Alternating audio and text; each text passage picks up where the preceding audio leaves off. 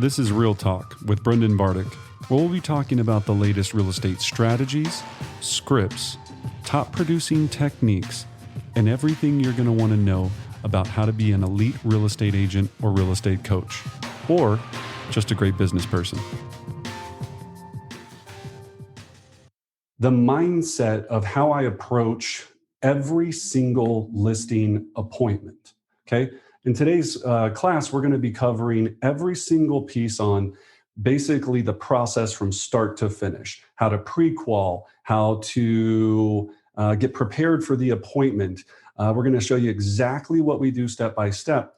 But in this, the mindset and the preparation for it is the biggest piece. So when I start out, I look at every listing appointment. I don't care if it's a friend, a neighbor, a cousin, a cold call, a for sale by owner. How would I prepare and what would I do for $1 million opportunity?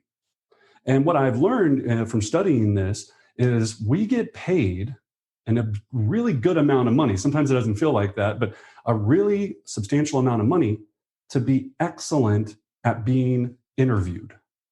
So if you really look at your business and you studied and you said, I want to become really good at my real estate sales professional, career, you get paid to be a really good presenter, right? So you get paid to interview. So the better you are at interviewing, the more money you're going to make.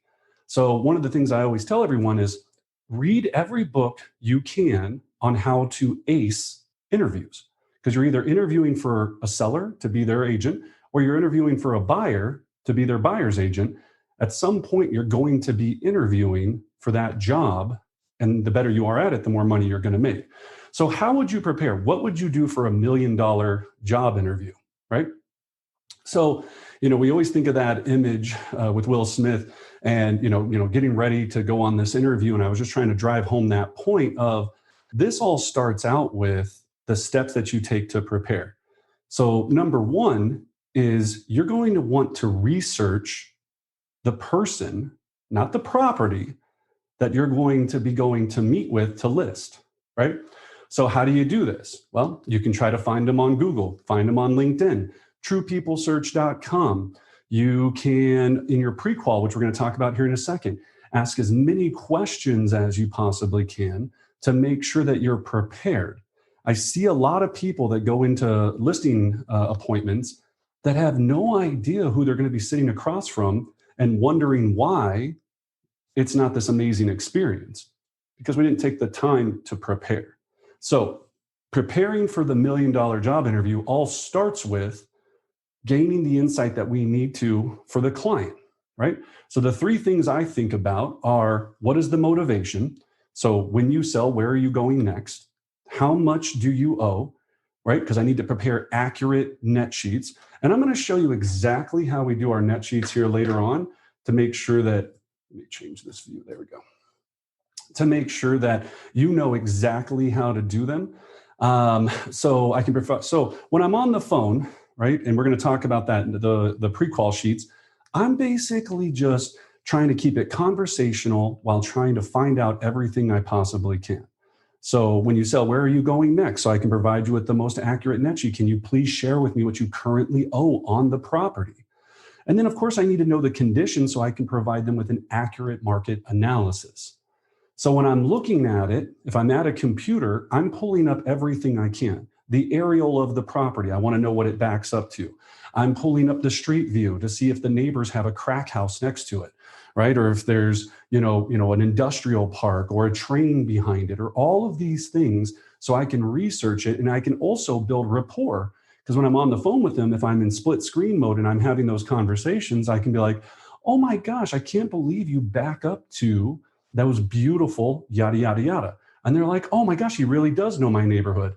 Well, in fact, I'm just using a Google aerial to look at the property and research it, right? That's the, not to say it's the secret sauce, but people want to work with people that they can trust. People want to work with people that they can say to themselves, he knows about my area and my property. Now, are you going to know about every neighborhood? No, it's impossible. It's absolutely physically impossible. I don't care if you've been selling real estate for 150 years. It's impossible to know every detail. And some of you think you have. right? Know every detail about every area. It's just not possible. So you're researching while you're talking to the clients to build that rapport. All right. So we're pre-qualifying them. Okay. Now, when we look at this, we want to make sure that we always have our pre-qual lead sheet. So this is our pre-listing qualification sheet. And it works in two functions. It works as a script and it works as an informational piece to make sure that you're getting every single piece of information so you can go in and have a successful appointment. Now, if you're not utilizing this, we offer it on our private Facebook page. It's on there right now. We put it on there this morning. Just go Brendan Bardick Coaching Facebook. You'll find it. You can download it, the PDF. There's all kind of other cool tools and files on there. The reason And I just want to say, I'm going to add a link to the chat box. So if you guys do want to access it directly from the group page, go ahead and do so now. Yeah, thank you, Anna. And the reason that this is so important, right, is if you have this set out for you and you know you're going to go call the client before, you get a lead from someone or a referral, you have this set out, it's to give them a better experience and to make sure you don't miss anything, okay? So when we're looking at that, and you can see some of these questions on there, the first question is, are you already working with an agent, right? I see clients that get all the way down this rabbit hole, do all this pre-work, and then find out that the person was going to list with their cousin anyway, and it was a complete waste of time. So people go, well, Brendan, that seems very Ford, right? That's not very Ford. That's just working smart. So you're going to need to know if they're working with an agent first and foremost. Okay. Now, I'm not going to go through every question on here, but I will point out on the sheet, you can see number 9, the DISC, DISC, for the DISC profile. And people go, Brendan, man, you take this neurolinguistic and profiling thing way too serious. And I go, yeah, well, I also sell 300 homes a year. So what do you want me to tell you? Do you want to play at a high level or do you want to list 2 homes a year? This is the difference that the top producers across the country do, is they study human behavior. They study psychology. They study neurolinguistic programming. They study how to read people. They take it so serious, not because they're trying to make this absorbent amount of money, because they want to enjoy the experience. It's so much more fun to sit across from a client where you're thinking that you're basically doing this game of psychology with them than sitting there completely panicked and paranoid that you're going to screw something up, right? Or you're not going to get the commission, or they're going to ask you this question, you're not going to be able to close, and you're going to pivot. That's why we want to study these things. So DISC, D-I-S-C, with the DISC profile, when I'm on the pre-qualification, I'm trying to find out what is their personality type. Are they a hardcore driver? Are they a very serious engineer and they're very steady? Or what are they going to care about? Is it going to be contract questions, net sheets, all of that? And you do that through asking questions. Now, you can see that there's 29 questions on here. Okay, so 29 questions. You could ask 65. You could ask 110 until you've built a seller profile that you feel comfortable with walking into that scenario. All right. So that's what these questions are designed for. They don't want to care about you right now and how cool you are and the marketing you do and how awesome your sauce is and all of this. The great agents ask the most questions. Okay. Now, when you're looking at it, if you see this, you can customize it. So how did you hear about our team? Obviously, if that's an internet lead, they can ask how this came across. Our ISAs use these sheets for when they're setting appointments for another agent on our team. So some of the questions are a little bit different, but you can customize them however you wish for your specific needs. So now that we've pre-qualified them, right, and we know everything on here, some questions that aren't on here that I always kind of think about, right, when I'm looking at the entire situation is what's important to the seller. What do they care about the most? The reason for the move, the reason why they're doing this right now.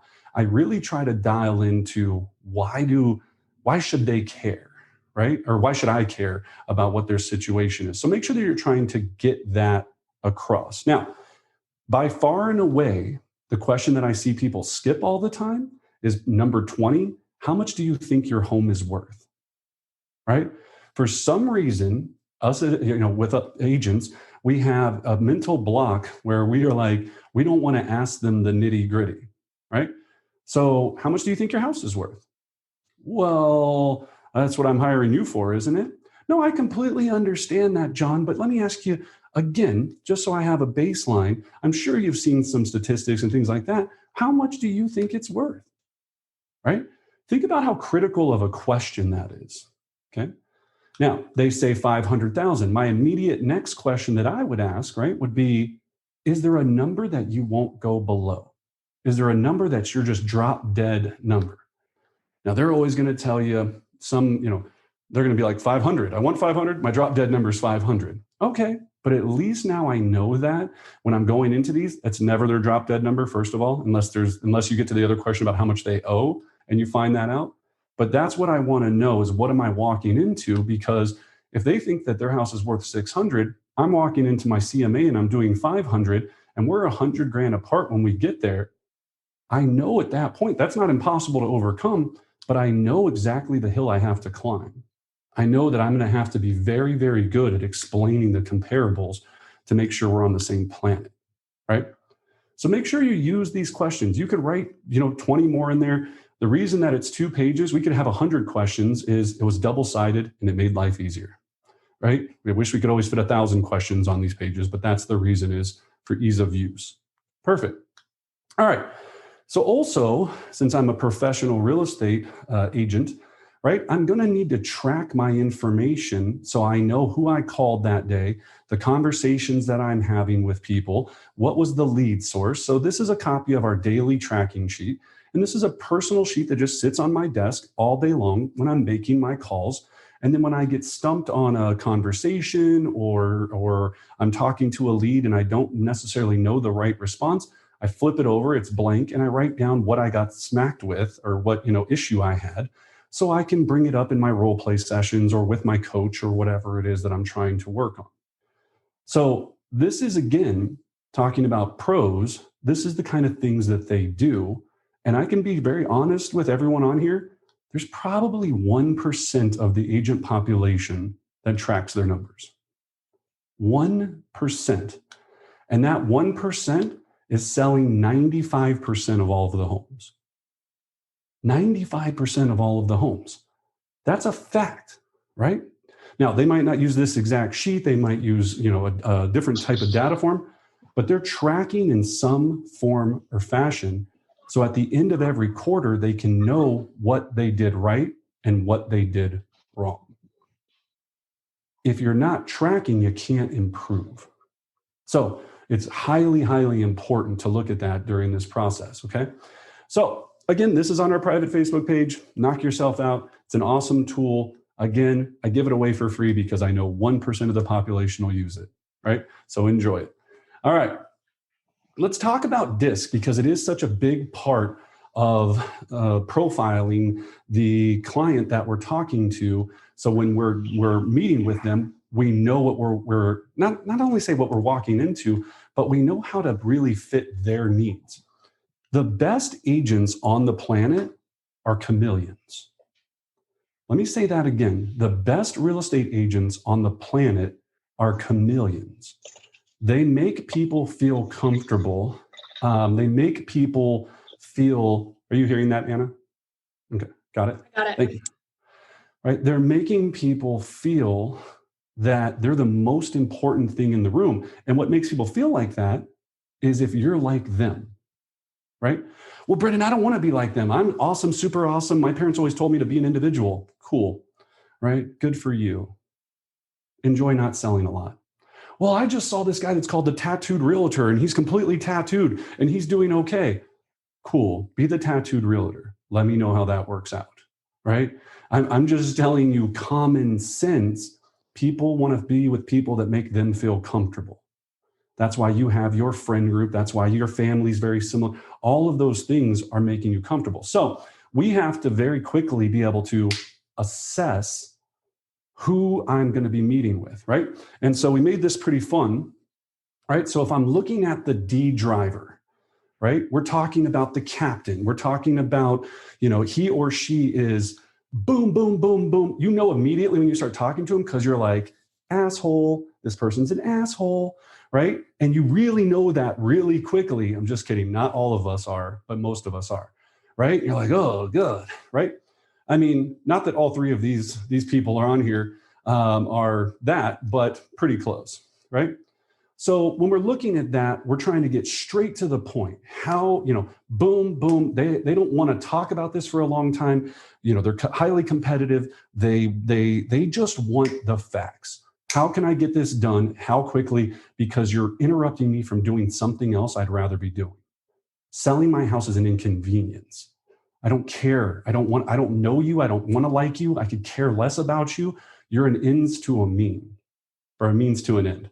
Haha, even better, right? So think about that. And I know I'm being overly dramatic right now. There's plenty of super sweet drivers. I get it. Don't get all upset if you're a driver and you're like, hey, I'm not an a-hole. I get it. Good for you. In my experience, most are, right? That's all I can tell you.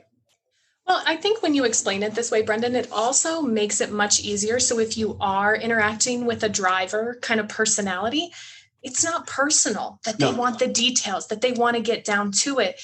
It's just the way they process the information. And I think if you can keep that in the back of your mind, you're going to be able to handle drivers a lot more professionally. Beautifully said. Yeah. I think about it.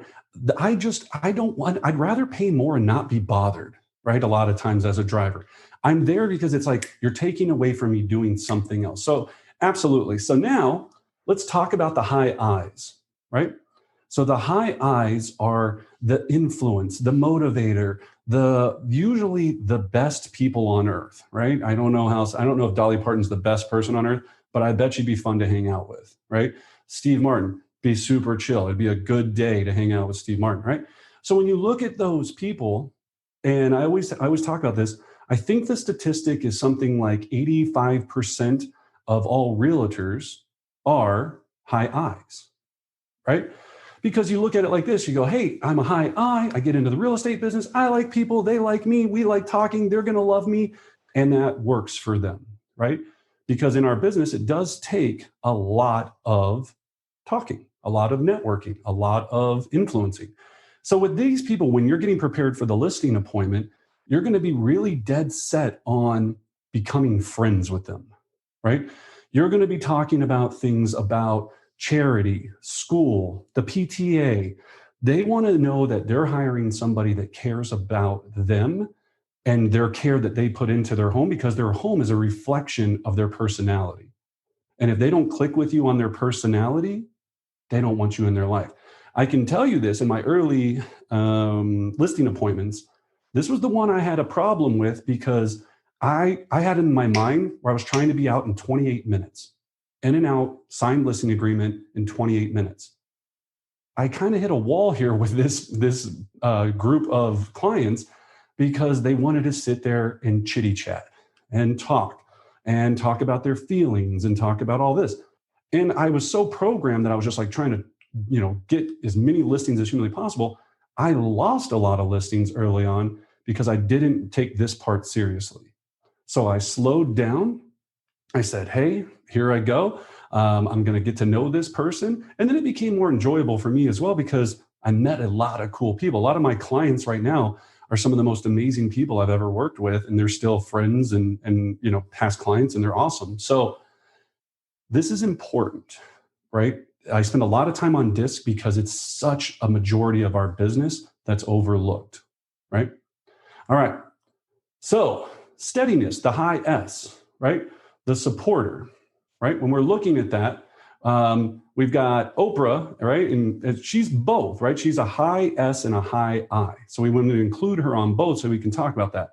But Michelle Obama, right? I mean, that's an amazing, again, who would I want to hang out with? Amazing human being, right? And looking at these types of people that have done amazing things. But when I'm looking at what they care about, right? They want to be very, very cautious and patient, and they really want to make sure that they're making the right decision, right? They want to make sure that they didn't leave any stone unturned. They want dependability. What's high important to them is obviously communication, right? They're going to want reports and market reports and know everything that's going on and all that fun stuff. So the high S's, again, probably some of the easiest clients to work with because they're usually super chill. You don't get yelled at a lot by these people, right? They're really easygoing as long as you stay in front of them. Okay. Oh, there we go. Oh, there we go. Sorry. All right. So the high C, right? So the analyst, this is the person where you're going to dive into net sheets, numbers. They're going to want to know if you're using what type of lockbox you're using. They're going to want to know all of these things, right? So they're very analytical. They're they want a lot of details. They're very systematic, right? When I've worked with these people, these are sometimes where you have some of the issues where they don't care because they're very skeptical because they think all agents are the same. They think everything is the same. And so why do I need to pay a high commission, right? If all you guys do is put it on the MLS and I can do the MLS because I'm smart and I can do these types of things, why do I need you? So Anna, if you're thinking about it, right, Anna, and I'm going, all right, how do I impress the analyst? It's data. If I walk into a listing presentation and I don't have statistics on why using an agent, for 6%, that's absolutely amazing, that does all of these things, produces them more money, then they don't see any of that value there. So they go, hey, everybody's the same. I can get this other guy or gal to do it for 4%. These are the people that use Redfin a lot, right? These are the people, that just don't see the value. So you've got to drive home why you're more impressive. And I'll talk about that here in a second. Okay. Well, and this personality type is very similar to a driver type where they can be misunderstood on first glance because they will be a little bit more reserved, again, skeptical. So when you come in with all of your warmth and your big eye, if that's who you are as a personality, you have to recognize that their personality is going to be met very differently than if you are greeting an S an S or an I or a D. So just be mindful of, they tend to be a little bit more skeptical even on the introduction. Yeah, well said. I've literally sat at a listing appointment where the high C sat there the entire presentation, did not say a word. I literally, all he did is goes, mm-hmm, mm-hmm, mm-hmm, right? And his wife was super nice, but also very reserved. And it was painful. I literally was crawling out of my skin because I was like, do you not see what I'm doing is impressive? I'm amazing. Acknowledge me. I need your acknowledgement. And it didn't matter to them because they still ended up listing with me. That was just their personality, right? So I think we get into our heads. We're like, hey, this isn't going well. They're not talking to me. Doesn't matter. That it's not about you. Shut up and talk less, right? It's about them, right? So be very, very, very, very, very careful on knowing this and who you're going to walk into. Now, are there people that are, flat across the board? They're a DISC, right? When you're looking at, are they flat across the board even in all this? Yes, of course, there's very rare ones that are like that, but they usually lean somewhere in the mix, all right? So know your clients, increase your lead conversion. Now, a couple of pro tips here. Biggest thing, pro tip, and this sounds like common sense, is use their first name all the time, right? So John, Susie, Susie, that's a great question. John, I absolutely appreciate exactly what you're saying there. John, what about this, right? It just bings in their head, this little serotonin that's like, he cares about me because my name is very important to me. Now, people I know say, well, that seems like common sense. You don't do it. You know how you have to get good at this? You have to practice it when you're not on listing appointments. So you have to practice it with your significant other. You have to practice it with people at work. Really try to get into the habit of anytime you're talking to anybody, just being like, hey, Anna, yada, yada, yada, right? Hey, and just get into that. Then it'll become natural when you're in there because it means a lot to that person. Now, matching and mirroring. So matching and mirroring, when I'm looking at that and I'm in the actual listing appointment, right? And I'm sitting in there. If their elbows are on the table, my elbows are on the table. If they're sitting back with their arms crossed, I'm sitting back with my arms crossed. If they talk super slow, I talk super slow. If they're very loud and annoying, I'm super loud and annoying, right? And it just clicks right on there, very similar. Because again, they want to work with people that are like themselves, that make them feel comfortable, right? And then because of my research, I make it about them. I can name drop certain things because I found out certain things. If I found out that he's a retired colonel, then if you don't think that I'm name dropping that I was in the Army 1,000 times throughout that conversation, done. If I walk in and they're a big Pittsburgh Steelers fan, right? I'm like, oh man, I love Ben Roethlisberger, right? Whatever it is, because that's going to make them feel special, right? And people go, well, Brendan, that doesn't seem authentic. That doesn't, guys, we do it all the time, right? Tell me how authentic your first date was with your significant other. Give me a break. This is a first date. You're not like sitting there and you're like, actually, I cry all the time and I eat a ton of ice cream in the middle of the night. You don't say that on the first date, right? You're like, hey, I'm really outstanding good person and I'm super normal and I don't have all these emotional issues. That's what we do. This is a first date every time, right? It's a first date. So make them feel comfortable, okay? And again, especially on the high eyes, right? They really, like I said, want to be your friend. All right, now let's get into meat and potatoes. All right, let's prepare for the appointment. Don't forget your pack, your pre-appointment checklist, right? This is very critical. I think about it all the time, and this is where I see agents get screwed up is they're rushing out the door. They've got some black and white CMA, printed off of a printer that's running out of ink. They're frantic, all of this. Let's be very careful to just run down the checklist. So for every successful listing appointment, you need to have your CMA, okay? Duh. Comparative market analysis. Now, I get a lot of questions. People go, well, Brendan, I was taught to do a 2-appointment listing appointment where I'm supposed to go to the house, look at everything, and then do the CMA. How can I do a CMA if I don't see the house? You will lose. Let me just explain this very carefully. Whoever taught you that, tell them to call me. I will tell them they're wrong. Here's how I know this, because I take tons of listings from people that were doing the 2-appointment listing. Because you're coming back waiting for your second time, I've already got them signed and I'm calling you saying, hey, John and Susie told me that they really appreciated meeting you, but that they've decided to list with me. So I wish you the best of luck. And if you have a buyer, I'd love for them to come by and see the home. I've made that call thousands of times, right? Because someone was doing a 2-appointment. So you do the CMA ahead of time because you have more than enough information at your fingertips to be able to walk into that appointment prepared to have an educated conversation about where to price it so the home will sell.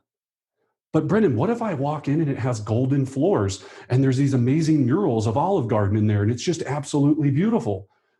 Okay, we can adjust, right? We can adjust. Again, we're not doing an appraisal. We're doing a comparative market analysis. What would the buyers be willing to pay for this property? Not what is it going to appraise for? It's a big difference. There aren't appraisers. We're finding out what a buyer would be willing to pay for, okay? So you got to have your CMA, right? I'm going to talk about the components of a successful CMA. We also teach another class called the most powerful CMA on earth, and we go through the CMA step by step by step. This is not a CMA class. This is List Like a Boss class, all right? So listing presentation. When I say listing presentation, this is your value package to the client, right? This is your beautiful, let me show you a copy here. This is your beautiful marketing material that you're going to present to them that is going to show why you're of value, right?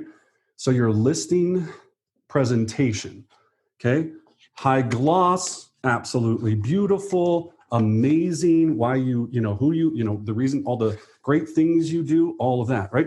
So you've got your listing presentation, okay? Sample marketing, right? So I'm going to want to have sample marketing so I can show them. Now be very careful on this when I say the word sample. You see this house? I didn't sell this house. This is a Photoshopped house, right? That's very beautiful, right? This stands up when I'm sitting in front of them and I go, look, you're going to have the same thing here. We have different levels for different price points, Okay. I also have sample marketing. And if you can kind of see here, it says your home, your neighborhood. They don't care if you've never sold a house before. They care about what's the marketing you're going to produce for them, right? A lot of agents get caught up in that. I need this, that, or the other. You just need a good sample. Now, pro tip, you're going to want to sample for different things. So luxury, general single family, condo, right? Like condo, in a condo building, and then townhome, right? So I have a different version for each, so they know that I specialize in each version, okay? So to get these from Express Docs or whatever company you're using, it costs to get a couple samples $50, right? $50. But I have those on file and they're sitting there in my little filing cabinet. Oh, appointment for this, boom, let's pull that and I'm out, okay? And then your just listed postcard. So you're going to have a sample. If you offer just listed cards as part of your presentation, right? You're going to have a sample card that shows what you're going to send to the entire neighborhood. Again, if you haven't sold a lot of properties, use a beautiful stock property to use as your sample, right? So they can see the quality of what you're going to do for their home, okay? Estimated net sheets. You have to have estimated net sheets because, again, if you walk in there and you thought that you were talking to a high I and it happens to be a really high S and a high C, they're going to want to go through those net numbers right there, right? So you got to make sure that you're ready to do that. We're going to go through net sheets here in a second, so I'll show you those. Listing agreement, already completely filled out with everything highlighted, exactly where you need to have them sign and any things that you want to point out to them. So when I'm doing my listing agreement, names are already filled in, everything's already done, commissions done, all of this is done. My additional provisions, which I'll show you here in a moment, are done. And everything's highlighted on what I want to draw their attention to that I think is important per page. So I can, again, boom, boom, boom, done, sign here. There's a little highlight and an X where they need to put their name, put the pen down, and sit there and shut up. Right? That's it. So we'll talk about that here in closing techniques in a moment. I'm going to teach you what we call our transition to close technique, which is a very simple way of getting the client to move forward with signatures without you ever having to feel pushy or salesy or anything. And it works, and I love it, and you're going to like it. I'm going to show you here in a second. All right. Listing presentation folder. You need to carry all this stuff in something beautiful, right? I always recommend white. I've seen others use different colors. The other colors seem to get very fingerprinty. Pro tip, right? People are like, gosh, Brendan, that's what you're caring about? Is like there's fingertips? Yes, that's the stuff I care about, right? That's the stuff. It's all presentation, right? So make sure what you're doing, because you're sitting there already, and you're sweaty and you're nervous and you're all clammy. It's going to get all weird if you have fingerprints all over the presentation material. Question that I get all the time, Anna, right? And I know somebody out there is thinking it right now. Why don't you use an iPad, right? Why don't you use an iPad? Why don't you use your laptop or any of those types of things? Because if for some reason I'm not able to secure the listing right there, they have all of this material. The other guy or gal that was competing against me took all their material with them and is now gone. So now they only have Brendan, who has all this amazing stuff, or Samantha, who showed us this cool presentation on her laptop, but I already forgot who she is because she just has this janky business card with her and a picture of her dog, right? That's it. Cool? So I think the difference, sorry to interrupt. I was just going to say, I think the biggest difference is the presentation with a folder, something that they can hold on to. It makes it about them, the client, and the iPad makes it about you and looking how cool you are. And that is the difference in shifting between how do I make this about them always and forever versus how do I make myself feel good about what I'm doing? And we have to start to shift that mindset a little bit. Yeah, excellent. And well said there. And again, senses, right? Sound, touch, tangible, all of these things make a difference. Now, my entire listing package probably cost me, I don't know, and I'll show you all this later on, but I would say $10 to $12 for all the printouts, everything completely done. Would you spend $12 to $15 for 10,000? If the answer is not yes, then we're talking about crazy things here, right? So again, listing agreement done, presentation folder, directions to the property. I still print out directions every time. I know we have GPS. I know we have our phone. I've gotten screwed a number of times where the GPS was wrong. It was a new construction development. I thought I was there and I was late. And if you're late, enjoy the hate, right? If you're late, enjoy the hate. No matter what, they are going to hate you. They won't say it to your face. They're like, oh, it's totally fine. You were 10 minutes late. And they're already made a decision not to go with you because of that lack of professionalism, right? So you've got to make sure you can be there on time. We're going to talk about that here in a second. So know your list price going in. You've done your market analysis. You know what number this house is going to sell at, right? I hear people go all the time, well, Brendan, when I get in there, I don't know. And what do you think? What do you think, Brendan? What do you think? Here's the easiest question. What would cause the home to sell in 72 hours? What price would cause the home to sell in 72 hours? That's your price. You list it on Friday. By Monday morning, you should have multiple offers. But Brendan, my role in this is to get my sellers the absolute highest price. So I need to hedge this magical number and put a fake number on it that hopefully they'll get. And when they don't, I'll have to beat them up on price reductions and then they'll end up hating me. Doesn't make any sense. If you come to our CMA class, you'll learn how to find out exactly what that number should be because there is a process to it, but what's the price that's going to cause it to sell in 72 hours? You always want to be a hero with the client, have multiple offers. The market's going to set the price for the home anyway, right? So if you're going to have a bidding war and it's going to get them all this, you're not this ninja pricing person where it's like, well, I don't know if I listed at $469.5 versus $475, that's going to, no. 72 hours. 72 hours. All right. And then have a pocket calculator. And I know Anna loves this one. She's like, Brendan, why a pocket calculator? Right? Because you don't want to pull out your phone that has your rainbow bright sprinkles on it, on your cover of your phone, to go over net sheet calculator numbers, especially if you're dealing with a high D or somebody else. The high I might like it, right? And then you're trying to, then you're getting calls and you're getting text pictures from your friends and you're trying to show them your calculator.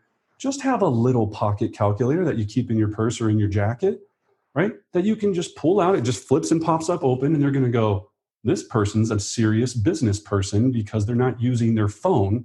And some of your phones are gross. I've seen them too. They're gross. So it's all a presentation. It's all a show. And if you have your phone out, what I've learned from watching other people do it, when I've been on appointments with them, they'll have it out and it's a distraction. I want to be giving my sole attention to my clients. I've told people a lot of times, leave your phone in the car, right? You don't need it. You don't need it. So have a pocket calculator, right? All right. So don't forget, you got your pack. You're ready to go off to your listing appointment. Campers, we're ready to rock and roll, right? So now let's talk about our CMA. What's included in our detailed CMA? 2 to 3 actives, 2 to 3 under contracts, 4 to 6 solds, a map page, right? So when we're looking at the map page, we need to make sure that when we're talking to the client, right, it's going to be professionally bound like this, right? My beautiful CMA that has my beautiful logo on it, has my back cover on it that makes me look like an actual professional, right? I take the extra time to bind this and it looks super smart. And we always start out with our stats, right? So we're going to start out with stat page, which is we use Altos, but you can use any stats that you want. Because when I'm doing the CMA, I'm taking them through the overall market to the finish line, which is going to be my intelligent pricing and timing pages, which I'll show you here in a moment, right? But this is the reason we do it. Now, the other question I get is, well, Brendan, do you use, cloud CMA? Do you utilize all of this crazy stuff? No, I don't. I like using it directly from the CMA, right? To make sure, with the map and all of this, that it's very easy to understand. I'm going to be presenting this to try to get to a finish line, which is the price that's going to cause the home to sell in 72 hours. That's the whole reason of the CMA is designed. Okay, so then intelligent pricing and timing sheet, right? So let's talk about that. The 2 important pages of your CMA I'll go into here in a moment is going to be your intelligent pricing and timing. Now, pre-appointment pro tips. One of the things we didn't talk about was the pre-listing package, okay? So if I'm sending the pre-listing package, all I'm sending them is a folder, the sample marketing with the brochure and the postcard, and my listing, what we call our marketing plan of action, right? My marketing plan of action with a nice handwritten note that says, I look forward to meeting you Tuesday at whatever. Now, if your appointment's the same day, that's tough to do. We courier our listing appointments, so we pay $20 to have a courier take them and hand deliver them because it's more impressive. That's the only reason we do it. It's just more impressive, okay? So pre-listing package. Now they know that I'm impressive. Now they know that they can look through this stuff. And when I get there, it's going to make my appointment that much faster, okay? Now, calendar invite, have a backup plan for virtual meeting, okay?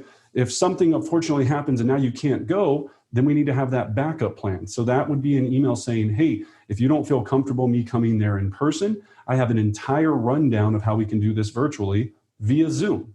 And you do everything we're doing now, except all of those items we talked about are either pre-sent to them or we have them in a digital, what we call issue link, that looks like a digital brochure that I send to them ahead of time for them to review before our virtual listing appointment. That's the only difference. There's not much difference from in-person versus virtual. It's just how comfortable is the client. I would always rather get in front of them as a human being, if I can, than having to do it virtually at all cost. All right. So now we're step 3, we're getting ready to be at the appointment. Okay. So we're getting ready. And here's a lot of where I see a lot of things go sideways. Okay. No matter what, you need to arrive in the neighborhood at least, and when I say at least 30 minutes early, if you're a newer agent and you're like, hey, I can't believe I actually got this appointment. I'm super excited. Wow, I need to go knock it out. Get in the neighborhood as early as possible. Drive it the night before if you're not having the appointment that same day. Find out everything you can, where the parks are, where the hiking trails are, where the super Target is, where the grocery store is, where the fitness centers are, all of that. So you can bring those up during your appointment. So again, they know that you are a neighborhood expert and understand their neighborhood. I want somebody that knows my neighborhood. Well, how do you know that if you don't research it? Does it make sense to list with you because you live in their neighborhood, or the other agent because they live in their neighborhood? Or does it make sense to list with you? How do you create that separation, right? It's the value that you bring, okay? The neighborhood expert is very different than you and for value of what you bring, okay? All right, and the other thing I would say is, do you really think the buyer for the home is going to come from the neighborhood?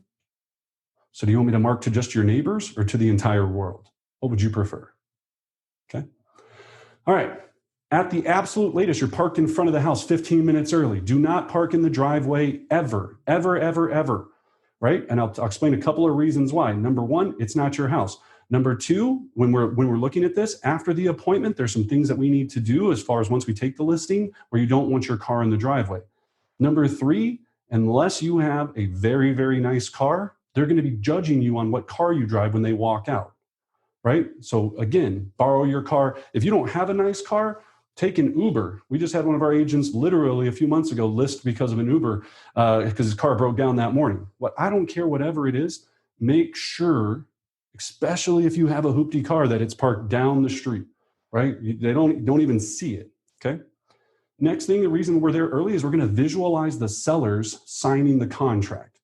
So I'm sitting there, I'm parked a little bit down from their house. I'm running through my entire presentation. My eyes are closed. Just like a pro athlete, I'm imagining the entire process.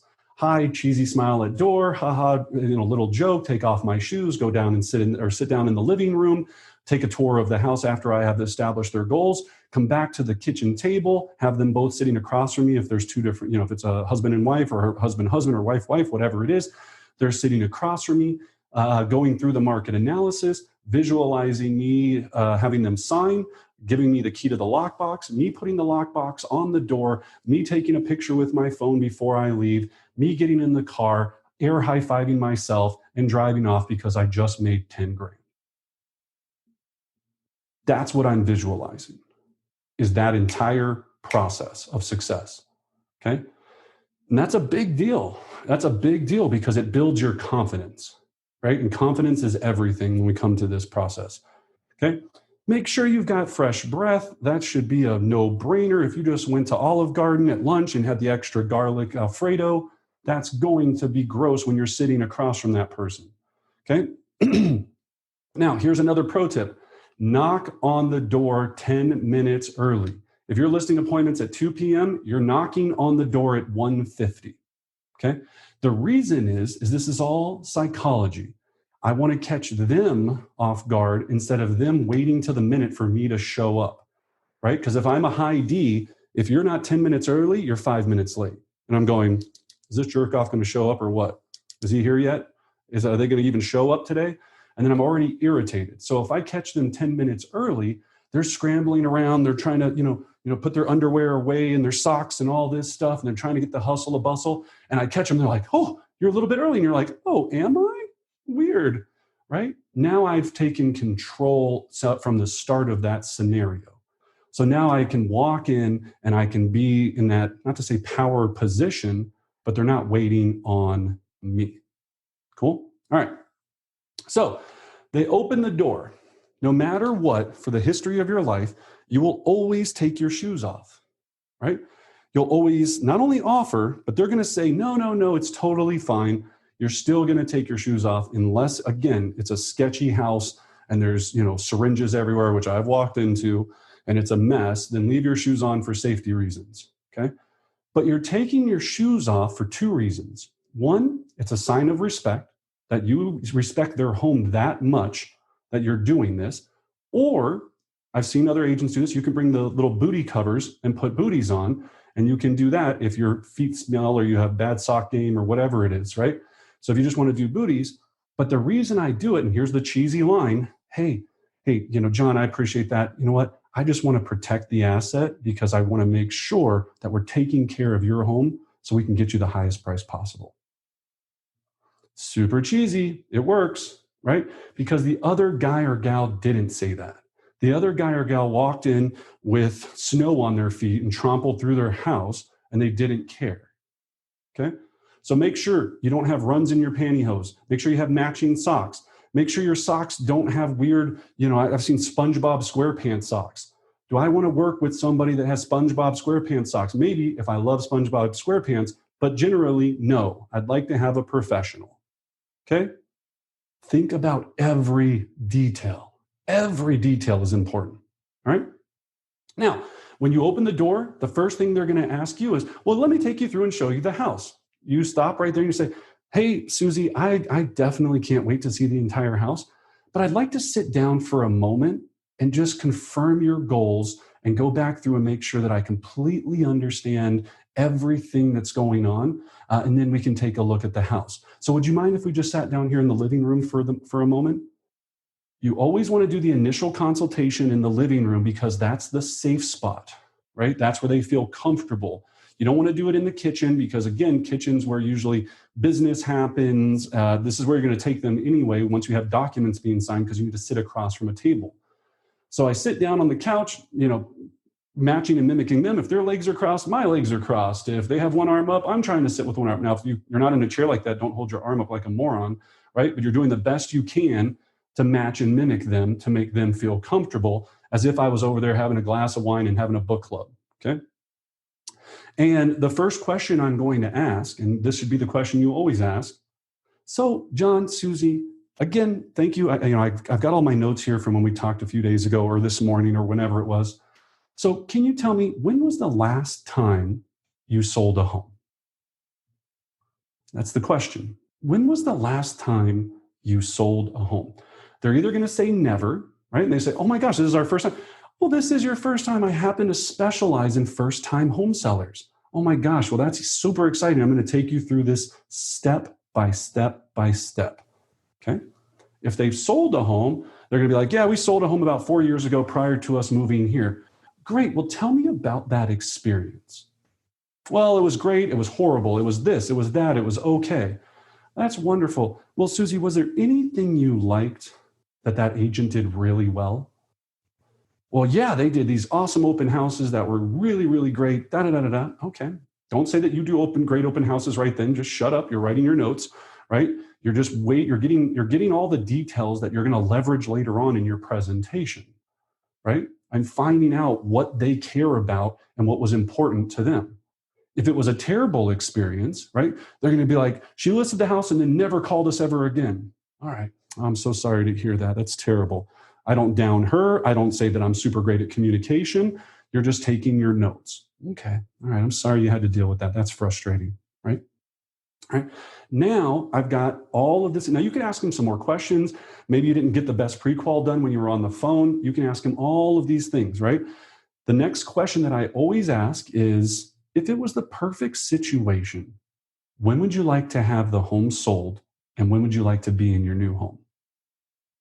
That's it. If it was the perfect situation, when would you like the home sold? When would you like to be in your new home? So those are the two questions. From there, you could ask a lot more. You could, do whatever, but those are the two that you're going to need. Now, here is the most important part of this initial consultation, right? Is now setting the expectation of what's going to happen next.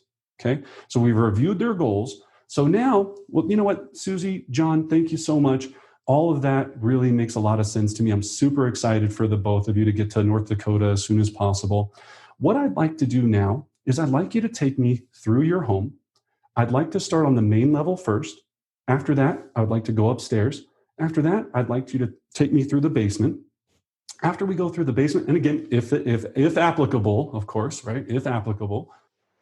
Then after that, I'd like to put my shoes back on. I'd like to do a full 360 of the exterior, again, if applicable, right? If it's a single family home.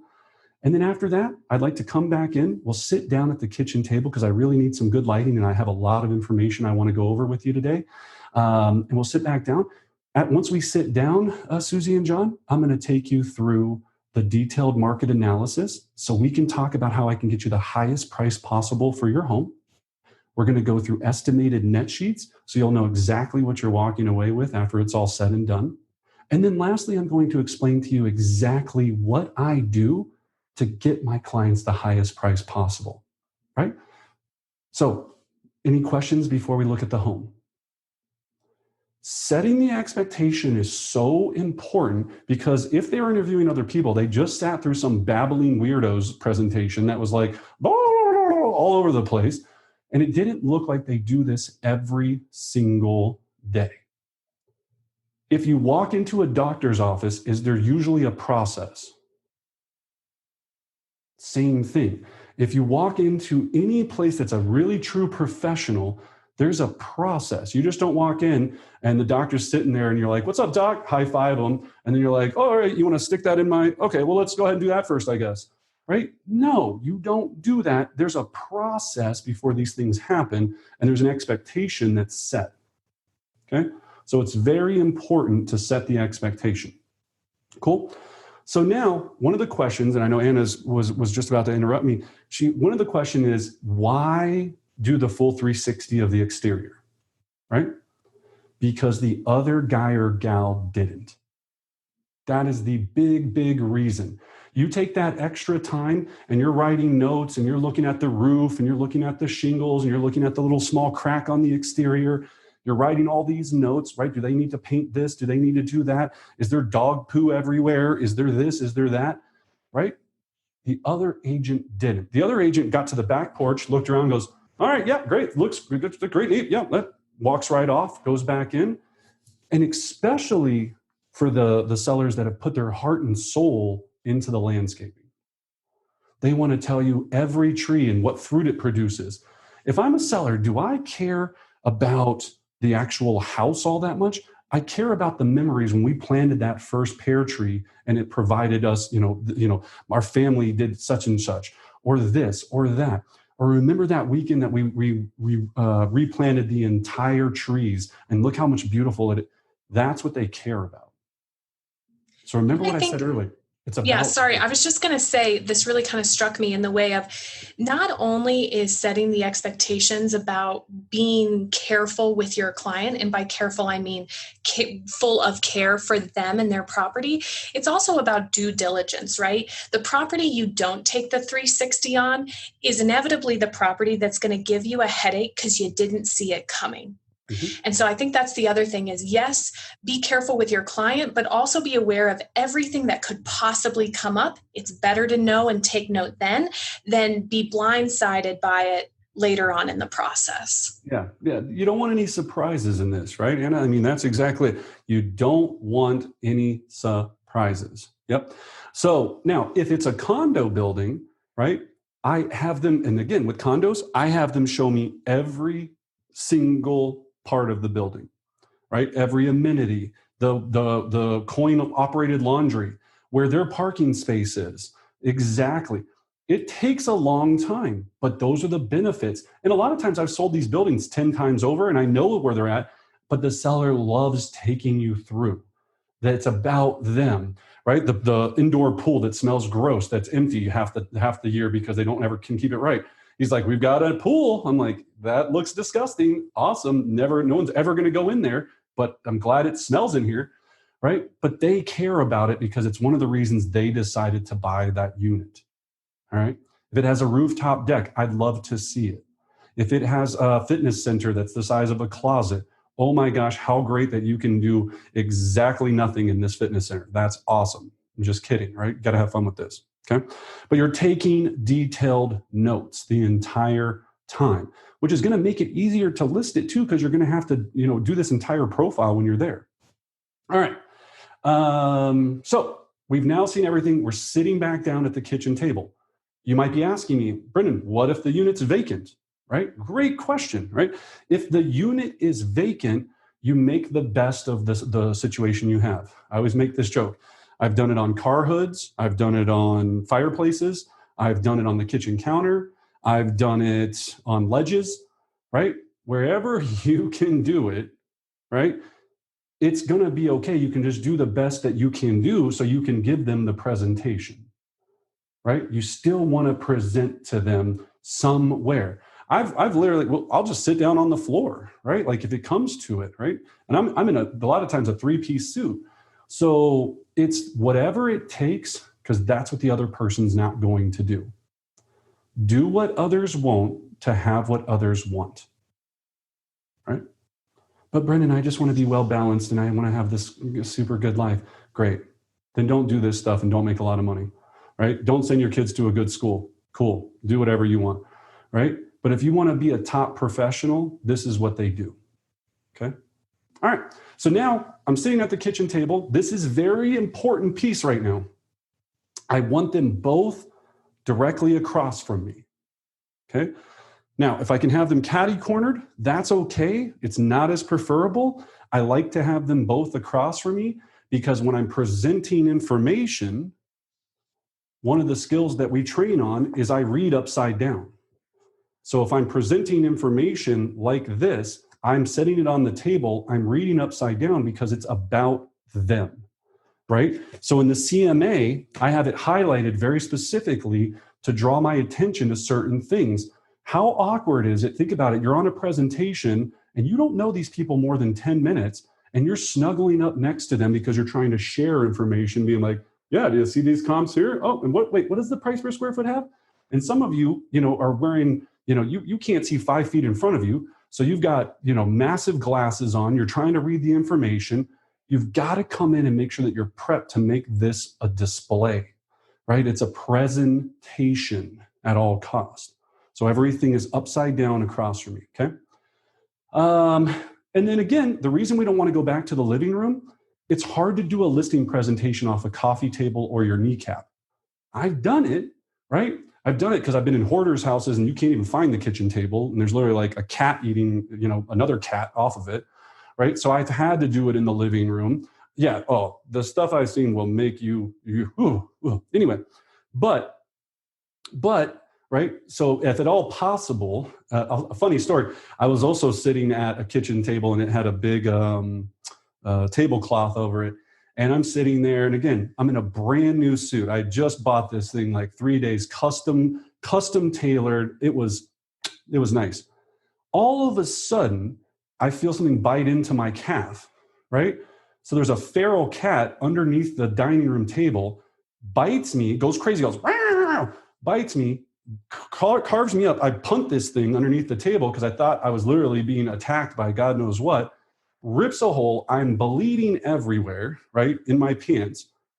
Worst thing, they still listed with somebody else. Didn't offer for me to fix my dry cleaning. Are you kidding? I swear to you, to this day, I was so mad. And since it was a custom suit, I couldn't get the pants to rematch the custom, issues, right? I was like, oh yeah, what was me, right? But it was just the whole suit was ruined. Is the point of the story. So you never know what you're going to walk into, right? So always look under the tablecloth before sitting down. Is my other rule. Okay. And then lastly, do not leave without signatures, ever, right?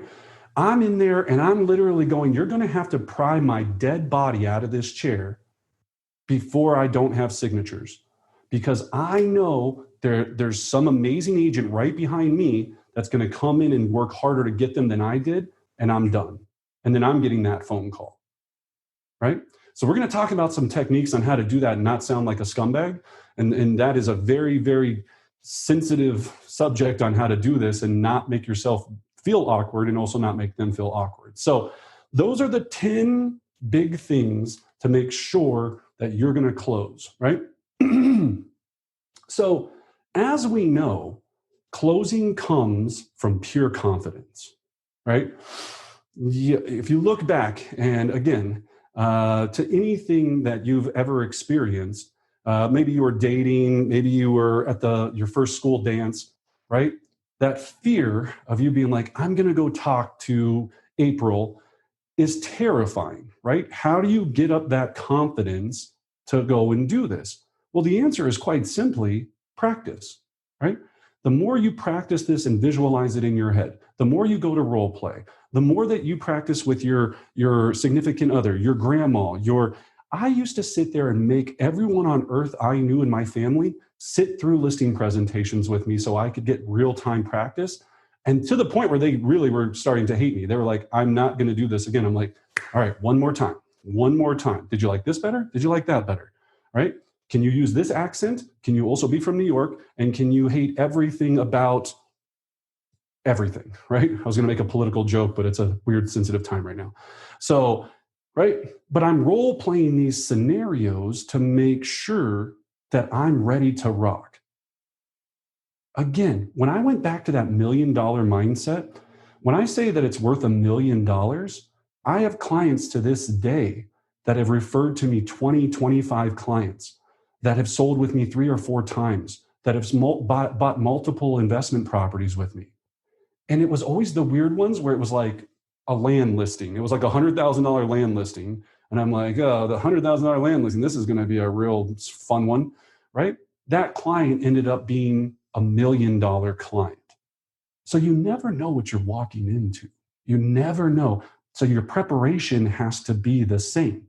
So I get questions all the time. Well, Brendan, do you wear a suit if you're going to list a $100,000, house in Commerce City or wherever, right?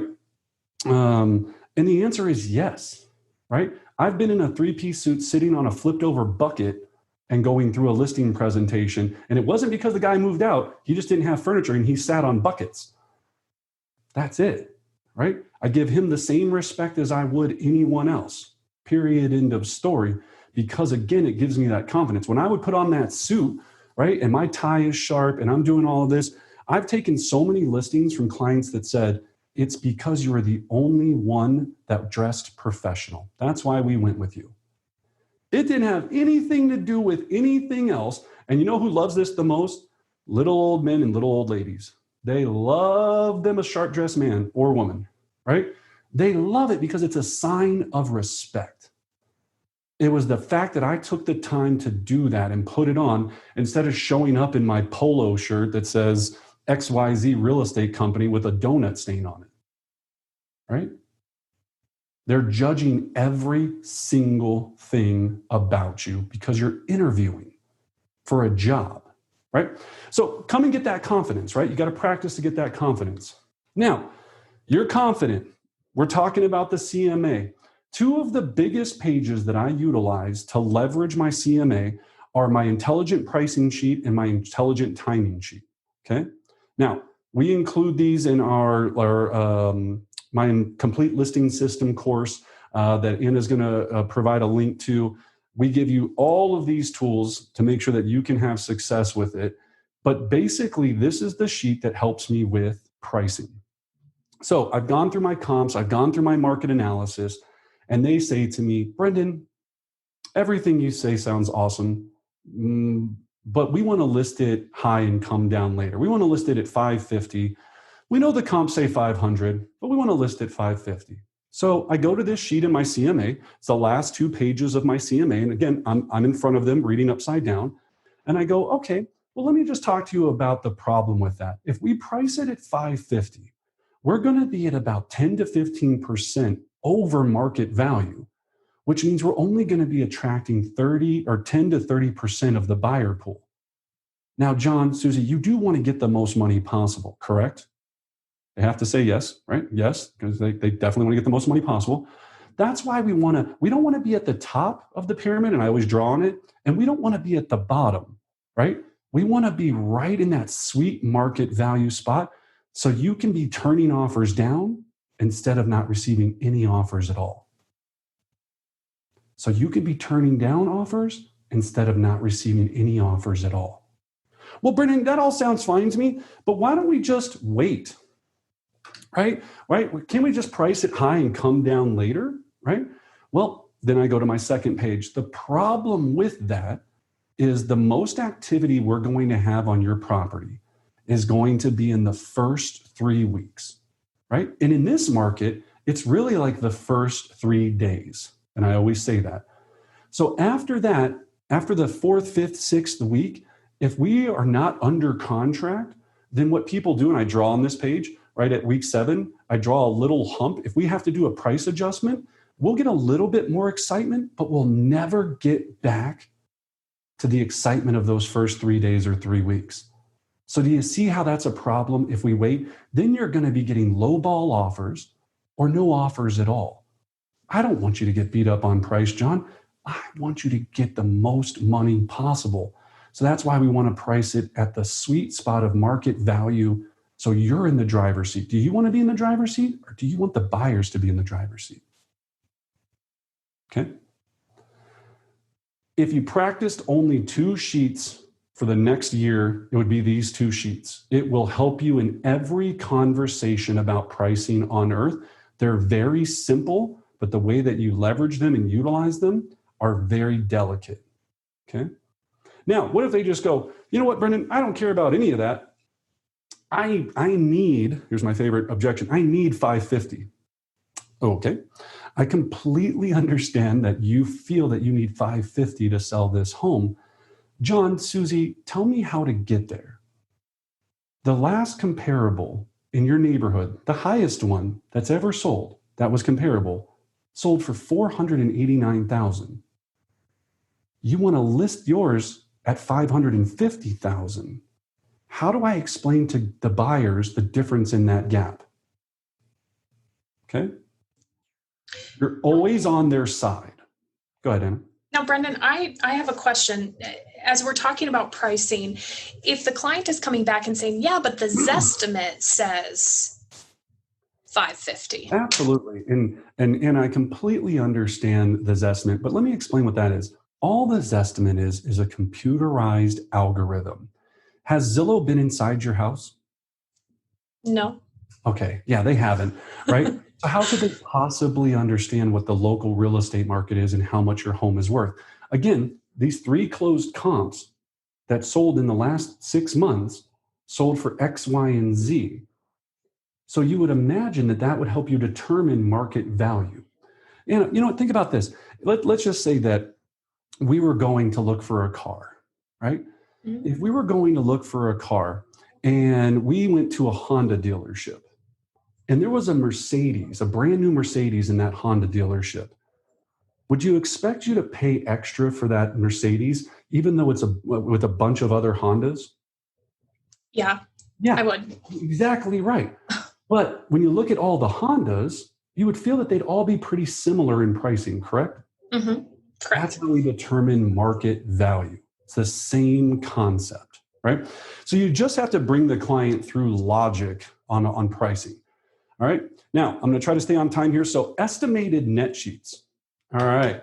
Here's another secret sauce. You want some secret barbecue sauce? Estimated net sheets is everything. All right. So if you're looking at this, these are the customized ones that we utilize. I use a technique called a variable commission structure. So 4.5%, 5%, and 6%. So again, this is a very easy technique to reduce any price adjustment question or commission adjustment questions that you might get. So here's how you pitch it. All right. So John, Susie, so first of all, when I have this in my portfolio, I always pull out the 4.5% sheet first, the one on the right. It's already pre-filled out. All the numbers are written on there, right? Everything's ready to go for what I feel their house should sell for. Now, I always go lower. So if you look at this sheet, sales price, if I thought their house was worth 500, my sales price number would be 475. Why do you think that is? Well, it's because I can always go up. I can't go down. So if I do it at 475, I walk in there, how easy it is for me to line through that number, put it to 500 because they have beautiful linoleum or an amazing, new dishwasher that they got, and I can take it to that number. Do you see what I'm saying? So now they're feeling like they're validated, and I'm going through my estimated net sheets. So here's how that conversation goes. So John, if you're looking at it, so John, Susie, so here's the deal. So at a sales price of 500,000, and again, when I walked in just based on the comps, I really thought this was going to be 475, but based on everything you've done, 500 is definitely that number. At 500,000, if myself or any member of my organization represents the buyer, the total commission is reduced all the way down to 4.5%. Okay. Now, based on that, I already did an estimated title policy before I arrived here, and your mortgage balance, as you told me on the phone, was $200,000. So your net estimated proceeds are XYZ. Now, again, the proceeds are already written in there before I go in there. And again, if I'm making a $15,000 adjustment, I'm just subtracting 15,000 or adding 15,000. I'm making that quick adjustment on the fly. And this is a worksheet. That's all this is. Now, you can have other potential costs, prorated taxes, HOA dues. But again, John, Susie, this is just an estimated net sheet. This isn't a to the penny, but from here, you can pretty much understand what you're walking away with, correct? And they always go, yes.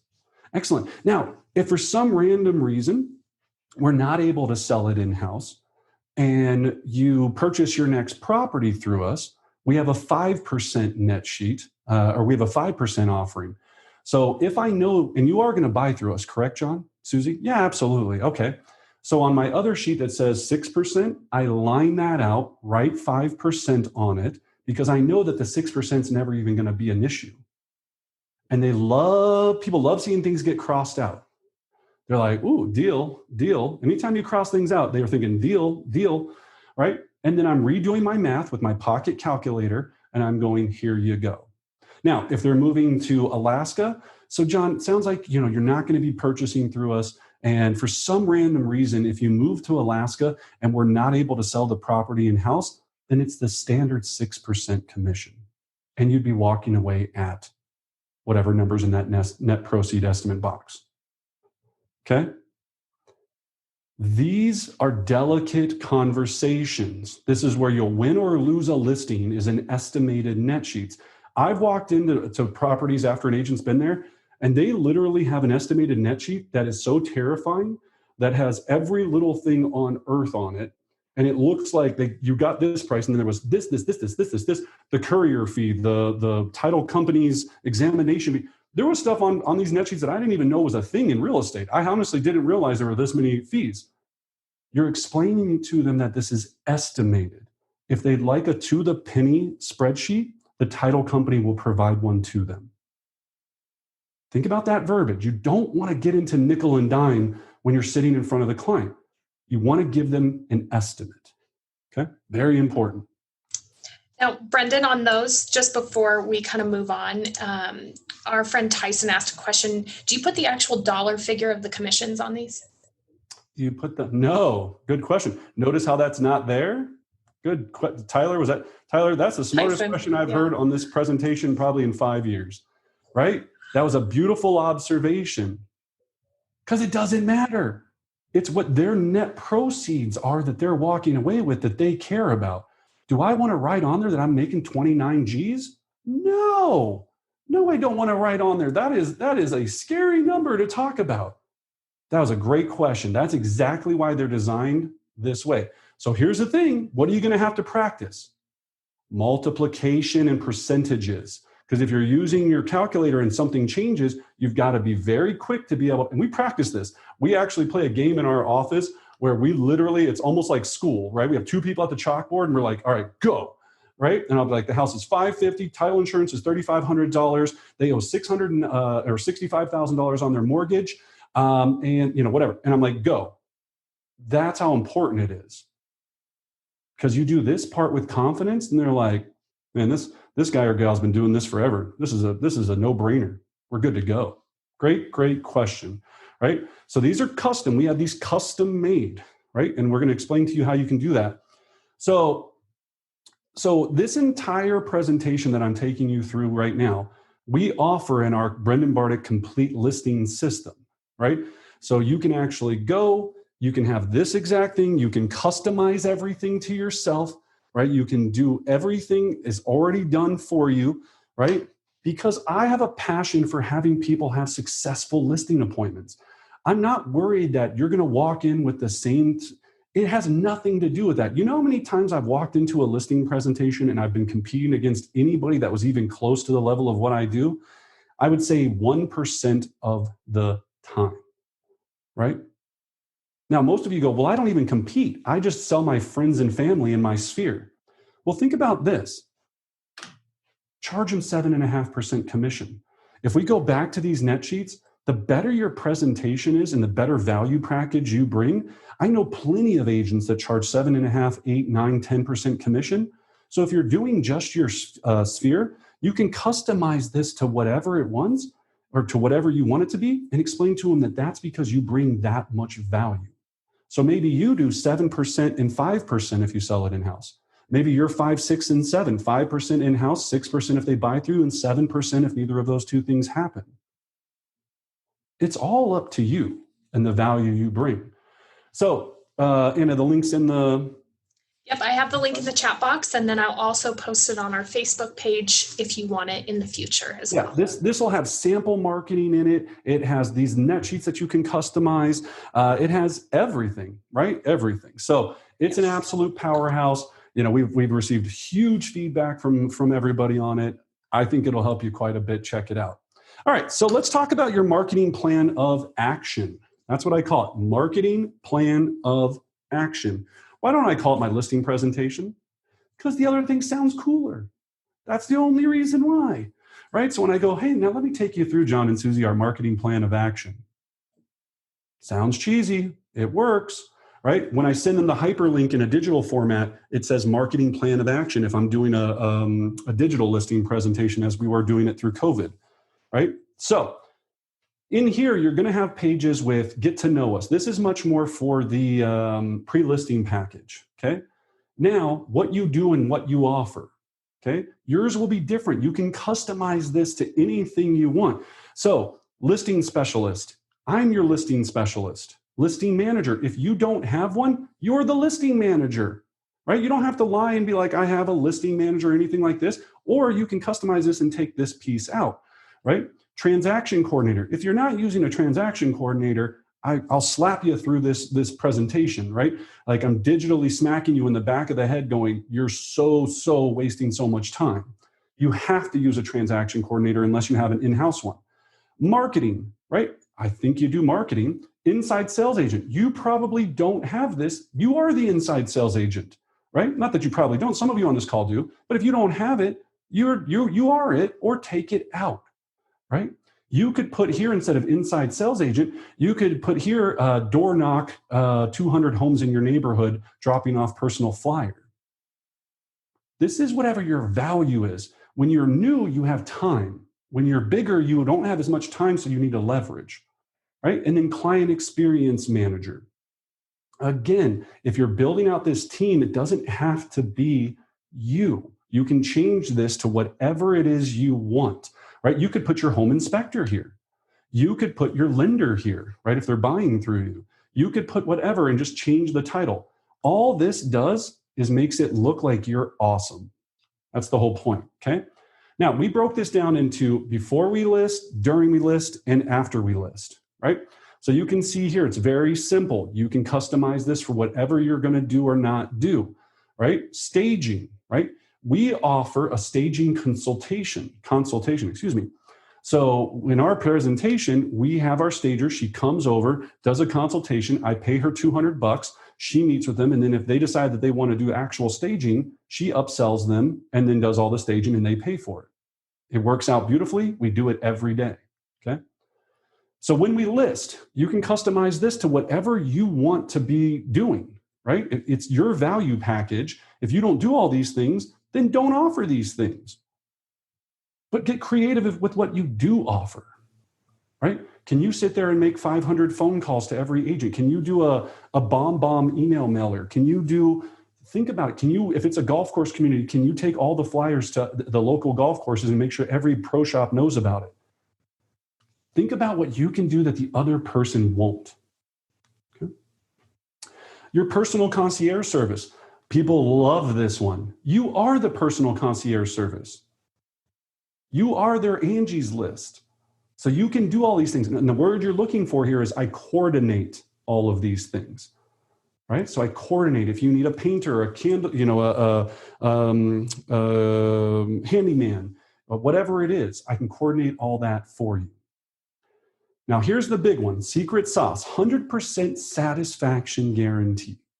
If you're not offering 100% satisfaction guarantee, you're missing out on clients, right? So if at any time, Susie, you don't feel that I'm the right fit, you can unconditionally cancel our agreement at any time, unless, of course, we're under contract because we're moving forward to a successful close. Susie, I built my entire business on integrity and trust. And I only want people working with me that want to be working with me. My other, competitors try to put you into a 6-month, a 12-month agreement, and then hope and pray that somebody shows up, and they lock you into that agreement because they're not going to do anything to get your home sold. That's not what I do. Okay, it's a powerful page. Now, you have to have a page in your presentation that is the "I'm not a scumbag" page. Okay, this talks about the charity that you're into, whatever you do for humanity. If you donate time to the Dumb Friends League, whatever it is, have a picture of a dog here. All of this you can customize. But this is very, very important to the high I, right? They want to know who I am, not what I can do, right? So we raise over $400,000 a year for Third Way Center, which has 5 group homes across the Front Range. And by the way, I actually grew up in one of those group homes, so it's very, very dear to my heart. And so it's a passion of mine. For every home we sell, a portion of that sale goes to the Third Way Center organization. It's a win-win, right? We want win-wins. Do good, be good, right? Then you've got, don't take my word for it. Look what my other wonderful clients have said about me, okay? Now, the last 2 pages that I don't see in here, but I'll just talk us through them, are what I call our transition to close pages, okay? So the last 2 pages in the presentation are making the magic happen and what to do for showings, okay? Making the magic happen and what to do for showings. And here's that secret sauce close I was telling you about, and here's how it works, right? So you're down to these 2 pages. So here's what we need to do for photography, Susie and John. So looking at the property, I made some notes. I break it down into 3 simple things before we get ready for photography. See what I'm already doing there? I'm assuming the close. So those 3 simple things are, number 1, we need to, and actually I'm going to stop the share here because I want to talk about this. There we go. So number one, we're going to talk about, so three things we need to do. Number one is I need you to do number one, we need to depersonalize. So I need you to go through the property. Less is more. So we need to depersonalize. I know you love the National Rifle Association. I know you love Trump. That's awesome. And all of the pictures and the shrine to him, that's great. But we don't know if the buyer necessarily will. So we need to depersonalize. Number two, we need to declutter, right? So let's try to get as much out of here, either into the garage or into the trash as humanly possible. And that way we can make the place look bigger. We're selling square footage. And then number three, Susie, I need you to do a full 360 of the property and make sure that anything that anybody can operate functions and works properly. What I call a $5 fix, right? So again, if that squeaky door or that window doesn't close, because I want to get you over asking price offers. So I don't want these little $5 issues holding up a big offer, okay? Now, the next page over to it is the what to do for showings. And here's the assumptive close, right? So now you're going to see this page, right? And so now we call it setting the stage. So John and Susie, so for any showings that we have, here's the thing I always want you to remember. Light, bright, and smelling right. Light, bright, and smelling right. Okay? So in speaking of showings, Susie, John, who wants to be the first person that we contact for all showings? Now, I take out my transition to close page, which is here, okay? And I just start writing down, so he'd be like, oh, that's Julie. All right, Julie, you want to be the first one for all showings. Excellent. I start writing that down, okay? Perfect. And let's talk about inclusions, exclusions. I know we talked about the wall-mounted TVs. We're going to be leaving those. We're going to be leaving them out. All I'm doing is taking an order right now, and I'm assuming the close. I don't have to bring up that any of this. Now, if they object here, well, hey, we're not ready to move forward with anything. I completely understand, John and Susie. I just want to make sure I have all the information for when you do decide to move forward with me, that we're ready to rock and roll. Okay? So I fill all of these things in. Do you want to have open houses? Yes, no. They don't really see this page. It's in my binder. And I'm just taking notes, and I'm just reading down the thing. Now, additional notes, I need to know if they have 12 cats, 6 dogs, 10 things, all of that fun stuff. Those are the notes that I'm putting there. And I know we're close on time, so I'm going to finish this out here pretty quickly. So now, after I have all of that, I break down for them what's going to happen next. So great. So now that I have all that information, Susie and John, here's what this looks like. So basically, if today is, let's say, Tuesday. So if today is Tuesday, we're going to have photography. I want you to be able to take the weekend to get done all the things we talked about. We'll have photography set for Monday at 10 a.m. After photography is completed, I'm going to be able to give you a preview of what the property is going to look like online by Wednesday afternoon. So I want you to look at that, approve it. By Thursday morning, we're going to take that listing active for the weekend, because we know that the most eyes that we have on the property on the internet are on Thursdays, because buyers and agents are trying to set their showings for the weekend. Now, before COVID, then we would have our open house extravaganza. So John and Susie, then we're going to have our open house extravaganza on Saturday and Sunday. It's going to be amazing. We're going to spend the entire week calling all the agents and all the buyers. And then by Monday, we should have offers, if not multiple offers. And then from there, I'll take you through those offers so that you can have your home under contract, have your home back. You won't be bothered with showings anymore, and we'll be on our way to successful closing. So now that we understand all of that, let me take you through our listing agreement, and then that way I can answer any questions. I always flip to this page first, which is the additional provisions page. This additional provisions page has the 3 provisions that I utilize in every listing agreement. So first of all is the 100% guarantee that the Pledge of the Barter Group will provide excellent service with the sale and marketing of your home. If at any time you want to cancel, you can. Number 2, 5% if you purchase another property through us, and 4.5% if we sell it in-house. The reason I flip to this page first, and this is a pro tip, is because once I go through the pledge, the rest of this agreement is just a handshake, because they can cancel it at any time. Does that make sense? I'm basically saying straight to this, the rest of this doesn't really matter, because you can cancel at any time.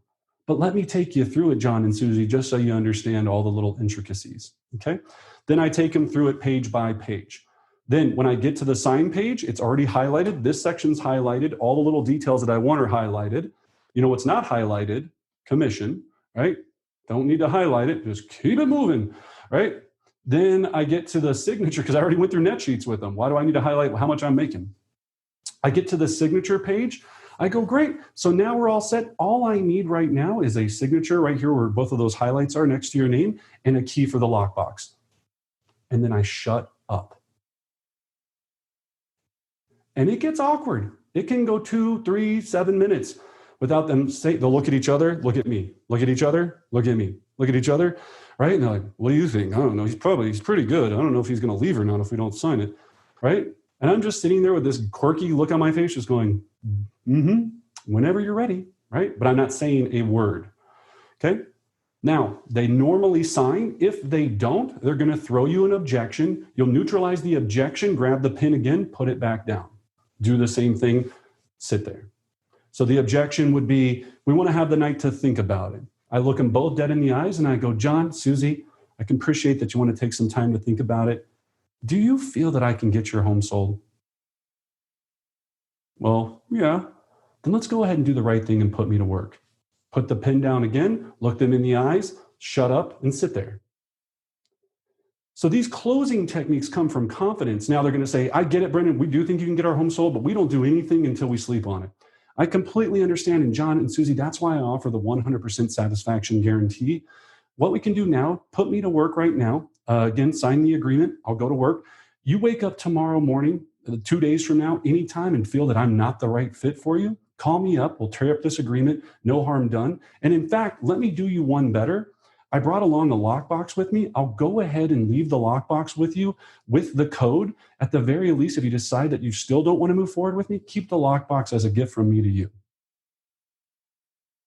And that's it. And I've done that hundreds and hundreds and hundreds and hundreds of times. And it works. So that's the reason these techniques are powerful. Remember, right? You can hear the music playing in your head. You only have one shot, right? You only have one shot to do this, to walk out of there with 10, 20, 30, 50, sometimes properties I've sold $100,000 or more in commission for that one sale. Go for it, right? All right, so I know I'm a little bit over on time. I do want to save some time for questions. What I always love doing is on this class, and everybody that's stuck in here with us, if there was one thing that you're going to take action on as a result of this class, what are you going to do, right? Put that in the chat box, right? Dedicate yourself from everything. Again, learning without implementation is stupidity. I know a lot of people that come to classes that don't do squat. Implement, right? Action changes things. So what's one thing that you're going to do that's going to change it? Now, if you want to take your game to a whole nother level, you're interested in elite one-on-one coaching, you want to not only learn these skills, but all of the secret sauce that makes people some of the top producers and sell hundreds and hundreds of homes every single year, feel free to get us more, or feel free to check us out. We'd love to have you a part of that process. And then, as always, we thrive off of your feedback. So you will receive a survey after this. Please let me know what we're doing right, what we're doing wrong, what you want to see in the future. Again, if you can give us a 5-star review on Facebook or social media so we can help more people, we'd love to do that. And if you want a library of informational things, check out our YouTube channel. We have a ton of resources on there, scripts, dialogues, role plays, CMAs, all kind of things. And I'm very, very excited for you guys. And as always, I wish you great success. So I'm going to hang out for a second. If you have any questions, I will go through them now. And what do we got? Perfect. So I'm going to kick things off. I've got a little list here. So let's talk about objections, and can you speak more on how to beat a Redfin agent, in particular on commission splits? So to beat that's easy. So it's the offering of what you have. So here's that pitch.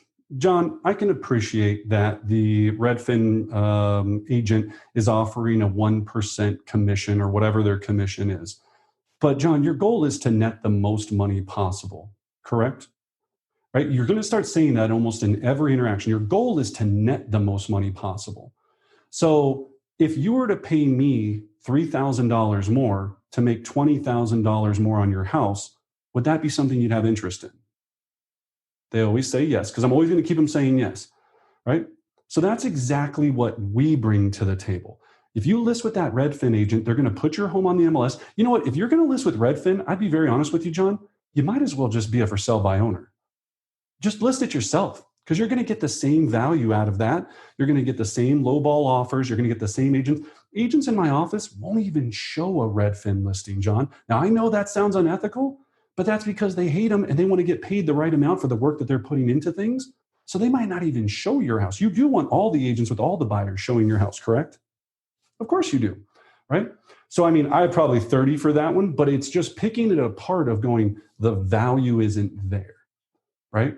Do you think that Redfin agent for 1% is going to sit there and call the entire neighborhood? Are they going to door knock your neighbors? Are they going to do whatever your value package is? Remember, commission is solely determined by value, right?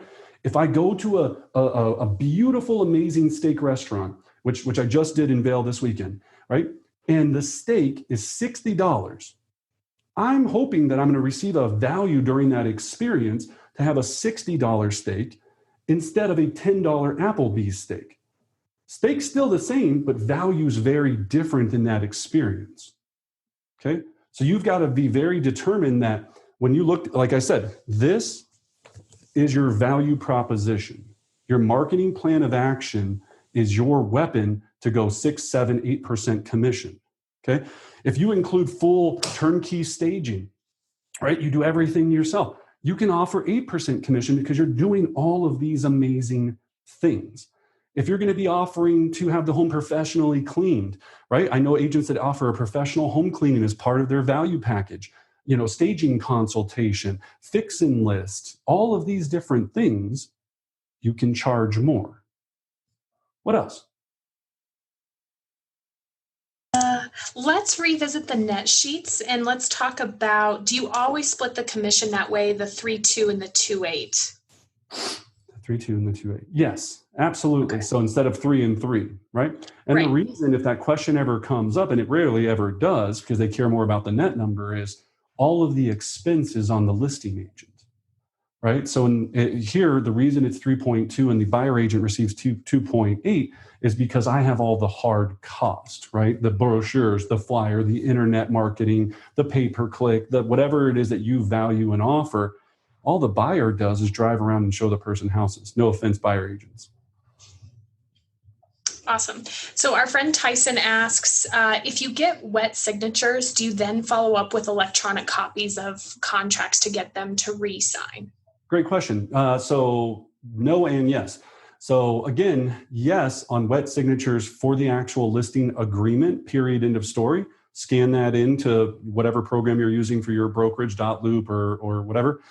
Then I don't do disclosures ever at the table. I tell them, look, so after we're done, if you're a single agent, I'm going to be sending you a number of different disclosures that'll have instruction on what you need to do to fill those out. I can call and talk to you through it if you need me to. I don't want to go through a whole bunch of documents, square footage disclosure, seller's property disclosure. I want them to do that on their own. I just need a signature to put me to work right now. That signature puts me to work on your behalf right now, right? And then I just say, look, there'll be some more stuff coming. You can sign everything digitally, but you don't need to have that re-signed because you have a wet signature. Great question, though, Tyson. It's a really good question. And then Terry kind of piggybacks and says, do you ever have an electronic copy of the listing agreement as well as a hard copy so that you can enter the changes and have them sign on the phone? Or do you prefer hard copy, write in what needs to be added and then have them sign right then and just scan it into ERS? Yep. So if you're talking about the listing agreement, there's very little that ever needs to be changed on it because I've already got it pre-filled out. The only thing that I'll ever possibly write into it are inclusions and exclusions. Right? I can scratch through and then I just initial and then I have them initial. For some reason, if I'm not able to secure the correct commission, we have to line through that. I just initial. But those are really the only two. Inclusions and exclusions and commission amount are the only two that ever come up. Now, in the listing agreement, I get a lot of questions about, well, you want to, so I put in there the dates for a 6-month listing. Now, the reason I do that is because I already have the 100% guarantee that I show them first before I go back to the dates. So they're like, well, why is it 6 months? Well, John, Susie, as I already told you, unlike most agents, you can cancel my agreement at any time. So the date is pointless. This is just so I can put it in MLS. So see how we're leveraging everything to kind of negotiate around it. But yeah, on that listing agreement, I line through, initial my little BB next to it. I ask them to initial, and I'm good to go. And then I send them everything else afterwards. Awesome. So we're back on the net sheets. Our friend Pete asks, on the net sheet, if you don't include commissions off the gross, how do you explain that $20,000 hit to the net that you estimated for them? Well, it says right there, 4.5, or 4.5 or 6%. I mean, that's as simple as I can explain it. I mean, that's why the commission amount is on there, but I don't have to explain to them the detailed number because I'm already telling them what they're paying. They're paying either 4.5, 5, or 6. Period. End of story. What they care about and what I legally have to disclose to them is what they're walking away with, their estimated net proceeds. And I always follow that up with, especially with that document, this is just an estimate. I can get you the to the penny one directly from the title company that'll have every little thing. So on mine, I always put a little buffer in title insurance to cover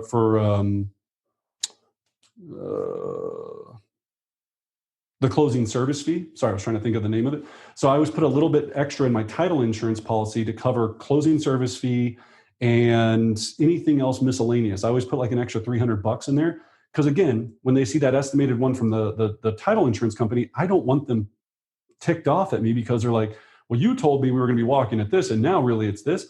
So yeah, great question. I always put a little extra fluff in there, but I try to keep it very basic in that it's just an estimate, right? This is very much just like very convenient, very talking it through. I don't want to sit there for 20 minutes going through estimated net sheets. I just want to go, you get it, right? You're going to be walking away at about this, at this, and I charge 4.5, 5, or 6. Any other questions, Susie or John? Keep it moving. So this is hard for all the S and C's on this call because they're like, but wait, Brendan, I'm a high S, I'm a high C. Maybe I'm not quite getting this. So you see what I'm saying? So you can already see why the disc is important because you're trying to figure this out, right? Yeah. Yeah. And so the conversation in the chat box is just really wanting to understand why offer a variable commission structure of 4.5, 5, and 6, and really just trying to immerse themselves in that language. Beautiful. Yeah. So every seller on earth wants to believe that they're going to receive the lower commission, the 4.5%. Now you could do 4, 5, and 6. You could do 5, 6, and 7. People love variables. And here's the thing with the 4.5. John, when we sell it in-house, I win and you win. So of course I'm going to be working that much harder to get you the 4.5%. Do you see how that conversation happens? So when they come back and they go, well, so-and-so, John Ding Dong Real Estate told me that they'll do it for 4.5% period. I understand. I completely understand, John, and I understand that. Let me ask you a question, John. If that other agent was so quick to negotiate their commission down, right out of the gate, then they're obviously not going to do anything to help you sell your home, right? And what do you think is going to happen when they get an offer on your house? Okay, I'm going to still be giving you the same level of service that I would for 6% at 4.5% as long as we procure the buyer, right? And you do want full service, correct? Because you want as many buyers seeing your home as humanly possible because we know more exposure, more buyers means higher offers and more money for you, correct? You know what John's going to do for 4% or 4.5%? He's going to put it on the internet and hope and pray that somebody shows up and that you don't fire him before he gets a price reduction. Is that what you want? John, if that's what you want, you might as well just sell it yourself and not even waste your time with the other person because you're going to get the same result. Nothing. Now shut up and sign here. No, just kidding. Right? But yes, that is exactly right. That was a joke. I know. Right? But that's the funny part of that, right? Is you've got to remember, if I can say it 100 times, value, value, value. I get very few commission objections, if ever, because they go, wow, the value is there. And I might get 4.5% if he brings the buyer, which is awesome because he's doing all this stuff. So he's probably going to procure the buyer. So it's a great question. Yeah. On the variable commission. I studied this over and over and over. So let's do this in a role play. So, Anna, it'll be hard to do this. So let's just say that Anna said to me, Brendan, what do you charge for commission? I go 6%. Does that sound better? Or if Anna goes, what do you charge for commission? I go, actually, when we procure the buyer, total commission's reduced all the way down to 4.5%. If you purchase your next property through us, commission is 5%. And if for some bizarre reason you move to Alaska and neither of those two things happen, then it's our traditional commission of 6%. Which one sounds better? Because all I dinged them on was the 4.5%, right? They're always going to think about the lowest number first. And when you're displaying this, when you're in the presentation with them, you always start with 4.5% first. You end up at 6 and you go, for some bizarre reason, if we're not able to sell it in-house, here you go. Great question, though. Yeah, there's some really good ones. Terry asks, just as a follow-up, what about the seller advisory? Do you always send that later on? Always. Nothing else is signed at the table except the listing agreement. Now, again, I always have to disclose, check with your local, board or employing broker. I can only tell you, what I do, and I think it's legal, but again, if you're in another state, and I know we have people on here, do whatever is legal, of course, first, but I can tell you I've done it this way 1,000+ times, never had an issue. And is it recommendable to put those commission percentages in the listing presentation themselves? Never. Absolutely not. Yeah. Remember, in your pre-listing package is all about why I'm great. We don't ever talk about how much I charge, right? It's I'm amazing, I'm amazing, I'm amazing, I'm amazing. And when I get there, based on our conversation and even in our role play on the pre-qual. So Brendan, before you come over, man, hey, we're not going to do anything unless we're really looking for a discount broker for 4%. All right. I completely appreciate that, John. Well, at this point, I haven't seen the home. And I want to make sure I can actually help you. So I'd like to come by, take a look at the property. I'm going to send you some information ahead of time that explains what we do and how we get it done. And then based upon our conversation, we can discuss the commission. Does that sound fair? I'll be in your neighborhood this afternoon today at 4, or is tomorrow at 1 better for you? Right? Mm-hmm. I can't determine commission until I've seen the property. I don't know what the situation is. If he wants to list the property, if I go in there at 500,000 and I don't tell him that I think it's 500,000, well, there was a big piece that we didn't talk about either. I never tell them what I think it should sell for. It's always what the market's willing to bear. But let's say that I walk in there and I know that it'll sell for 500, and he goes, Brendan, I just want to be done with this house. I want to list it at 450. I don't even pull out net sheets. I go, awesome. I just talked to him about it verbally, so I don't have to get into all these numbers. And I tell him 450 is awesome. If he goes, well, Brendan, would you do it at 450 and 4.5% or 4%?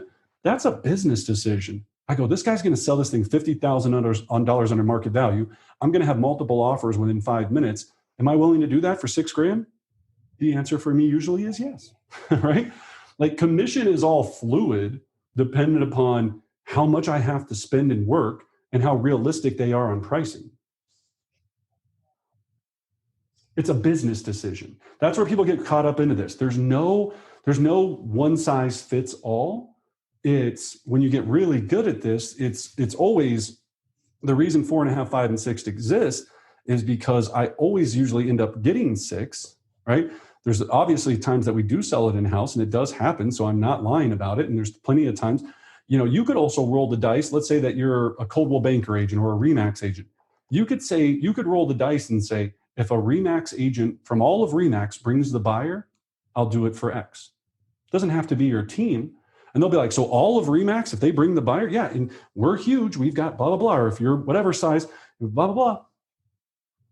Because it makes them feel special. They're like, well, man, the odds of that happening are pretty darn good. The odds of a RE/MAX agent being the listing buyer agent on another RE/MAX property, it's like 2%. It's a 2% chance. Okay. Our friend Phyllis asks, are you ethically responsible to tell them that the market is pricing a property higher and that they could get more? So back to that previous example, 450 versus 500. Not at all. Yeah, in your listing agreement, if you read your seller advisor or your the responsibilities of the agent, right? All you're doing is if they want it, there's nowhere in there that says I have to get them a select price, right? It says that I'll sell it at a price that they feel comfortable with, right? Or it doesn't. Don't hold me to that verbiage either, right? So a lot of times I'm working for the seller, right? They want to sell the property at a certain price. My responsibility is to get them that price. That's probably the better way I can say it, right? So that's why I ask a lot of questions instead of shoving my opinion down their throat. Because now, on the other side of that, I'm also trying to protect them if they think the price is $100,000 more than what the market's willing to bear. It's my responsibility as a professional listing consultant to explain to them why that's not going to make logical sense. Right? But here's the one thing we know. That was a great question, Phyllis. And let me explain this in another way. What are the two things that sell properties? There you go, Landon. Price and time, right? That's the only two things on this planet that sell homes. If I price it at a certain price, it will sell. And if I give that price enough time, it will sell. So with that seller question about this, if we put it at 450 and he gets multiple bidding offers up to 480, 490, 500, is he going to be happy with me? Because the market set the price for the property, not me. The buyers set the market price. If I sit there and go, hey, based on the comps, you should be listing at it at this, I never say that. I go, market value is here. Now, if I'm talking to him and he goes, hey, I want it done, I love it, right? I love it. It's a great question. What else? So last one, our buddy Tyson asks, what's your close rate? Oh, well, that's an excellent question. Well, I'll preface that by two different things, right? When I was in full speed, and again, selling 130 homes myself personally year after year, right? And those being 95% listings, I was probably like right around 85%, right? Now, when I say that, I always preface that because of two things. A lot of times I would turn the seller down, right? I would turn the seller down in the fact of they weren't realistic. The condition was ridiculous. The parameters of what they wanted made no logical sense, right? So they'd be like, look, we have 6 Great Danes. They're going to be here the entire time. My grandma's going to sit on the front porch while you're selling it, smoking cigarettes, and we want to list it for $50,000 over market value. No, thank you. Have a great day, right? Excellent, right? I think a lot of these times it's the same thing like dating. We try to take these people and make them something they're not. If it looks like a duck, walks like a duck, it's a duck, right? Get out. So when you're asking about conversion, I hear people go, you'll hear agents be like, I have a 99.3% conversion rate. Cool. On getting signatures, because that doesn't tell the whole story on how many you sold if those properties ever ended up selling, right? I also would be more proud of my list price to sales price ratio, right? Mine's 102.3%, meaning on average, whatever I list at, and this is again with kind of Phyllis's question, I'd rather have a list price to sales price ratio that's positive, right? I get my sellers on average 2.3% more than not, than list properties really high and get them 96% list price to sales price ratio. I always want to position myself to be a hero because, again, the market sets the value for the homes, not my personal opinion, right? How many times have you listed a house and you thought this thing was going to sell like in seconds? I just had a conversation with one of my clients I coach. And they were like, Brendan, I don't know. I'm lost, right? I listed it at this thing. I thought we were going to have multiple offers.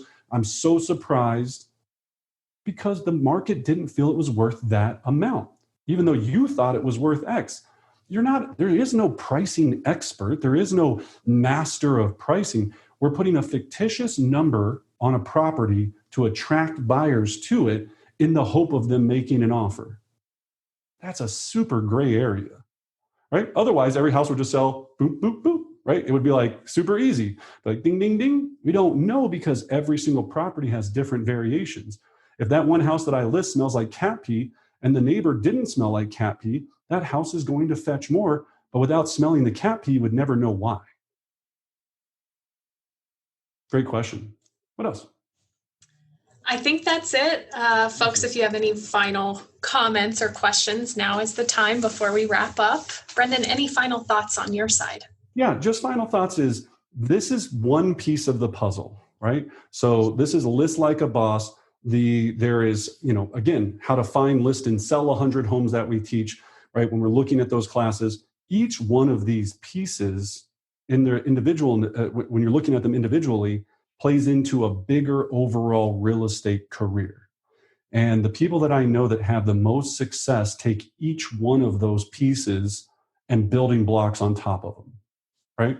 So right now, if you're not, even ready to go on a listing appointment, you should be spending time getting this prepared, right? So you're ready to rock and roll when the time comes. Then you're going to feel that much more confident when you go on the appointment and when you're setting appointments on the phone, right? So every piece falls into the next, right? So that would be the biggest thing. And then the other thing is practice. In the mirror, with a friend, on a car hood, just kidding. Wherever you're doing it, do it all the time. Practice as much as you possibly can, and you'll have great success. Cool. All right, guys. Well, thank you so much. Like I said, please leave us a kind review. It means the world to me. Check us out on YouTube. And if there's anything I can do for you personally, call or email me or Anna, and we'll do everything we can.